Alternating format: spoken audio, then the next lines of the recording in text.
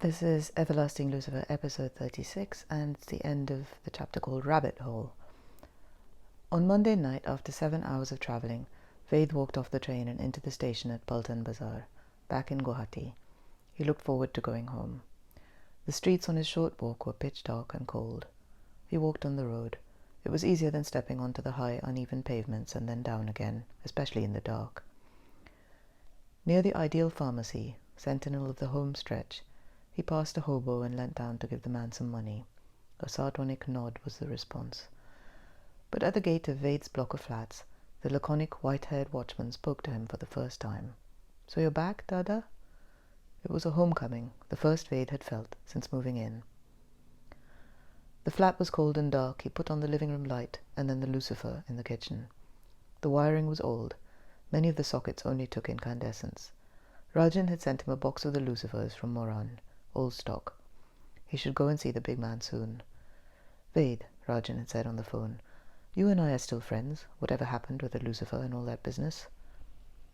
Vaid put on the hot water heater in the bathroom and phoned Hotpot to order crispy honey chili chicken and noodles. The restaurant, the only one in the neighborhood, was effectively his canteen a few times a week. After pottering around, unpacking, removing the bedspread and hanging up the mosquito net, he went for a shower. When he moved in, he'd spent a day scrubbing the bathroom with bleach, but it retained some gunkiness in its corners. He tried not to think about enormous spiders and soaped himself. The shower was never quite warm enough or copious enough, but Vaid wasn't paying that much rent and didn't want to bother his elderly landlord. He was a different Vaid, indeed, than in London. There he would have phoned a plumber or got one of the PAs at work to organise it for him. Sometimes he thought of his London flat, the plush towels, the light duvet, the perfect underfloor heating. Here everything was tendentious. Wires freed themselves of their casing and were sellotaped to the wall in places.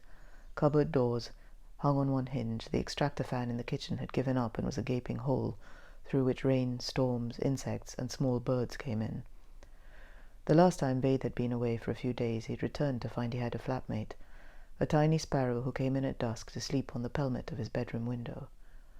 But after a couple of mornings, when the little bird roused Vaid urgently before 4 o'clock, Vaid started shutting the window in the evening. Still, these invasions could be delightful, but he'd been so sure that he needed his space. He dried himself and was putting on a t-shirt and track pants when the doorbell rang. He left the towel around his neck, found his wallet, and hurried to the door. "Hi, Vaid," said Kaitaki, standing a little to the left of the doorway. "Hi," said Vaid. After a moment he removed the towel from his neck. "Sir," said the hotpot boy, arriving behind Kaitaki. "I'll just come in," Vaid said to Kaitaki. She smiled at him and the hotpot boy, who looked dazed. In the last 3 months, Vaid doubted the hotpot boy had ever seen Vaid in any sort of company. "I forgot which floor you were on," said Kaitaki, looking round the flat. She'd been there just once before, in the days when Vaid had no furniture other than a mattress. "I rang the bell 1 floor down. A young Mizo boy answered it. I was a bit confused." She laughed at herself and pulled up the oversized hoodie slipping off her shoulder. She looked great, and she was looking great in Vaid's flat. He paid the delivery boy hastily, tipped even more than usual, and closed the door. He put the plastic bag with the food on the coffee table. "This place looks great," Kaitaki said. "You have furniture." "I do," Vaid admitted. "Want to look around?" He took her hand. "I bought this sofa and armchairs from a Bengali family who were moving back to Calcutta." She laughed. "You've put up little pictures." One of the things Vaid had framed was a clipping from the Assam Tribune, the day he moved into the flat. "Habit is a great deadener. S. Beckett." "This is the kitchen," he went on ruefully. "There's a finite amount of improvement to be had by cleaning this flat." He tried not to look at the cupboards that needed repairing, the walls, painted in a turquoise wash that was strangely powdery and impermanent. Kaitaki laughed. "Guwahati is dusty," she said. "The only way to keep things clean is to repaint every few years." "But aren't you just covering over the dirt, then?" He looked down into her luminous face.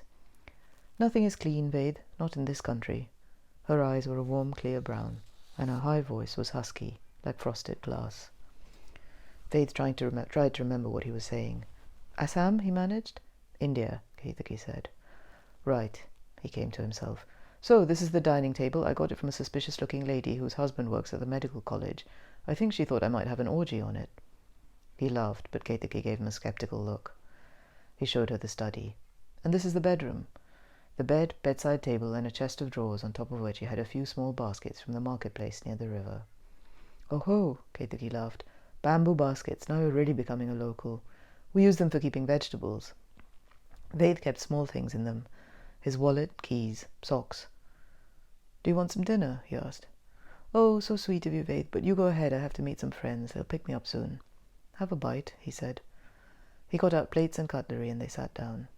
She smiled at the takeaway containers and the Assamese newspaper on the table, which she picked up gingerly. Protidin is a little right-wing for me, she said. Can you read this? The headlines, Ved said, but I don't understand everything. Ketaki laughed, but not unkindly. She took a bite of honey-glazed chicken. Hot pot, she said. You know, he said, at the risk of sounding like a broken record, I do want to be with you properly. That's why I'm here, in part. She considered. What's the other part? She said, eating a forkful of noodles. Well, it's a beautiful place, Ved said. I'm enjoying getting to know it, though I don't think I ever will. I keep hearing about other foreigners who have, like that German woman who rents a flat in your aunt's house. It's annoying. I used to think I was good at languages. Yours seems to be booby-trapped against outsiders. Ketaki crowed with laughter. You know, Ved said, all the indefinite articles, 150 different ways to say a something. Ah, yes, she said. You mean like eta and ekon. Ezur juta, offered Ved, a pair of shoes. Edalgos, a tree. Ketaki frowned. I think ezupagos is a little better, she said. And then the proverbs. She smiled. You're learning them. Do you remember any? The only one I remember is about turmeric and ginger, Ved said. She laughed again. Try it? How does it go? Adag dekhi utilga keturiebule mukuka? That blew my mind when Pinky explained it. The turmeric looks at the ginger and says, eat me too.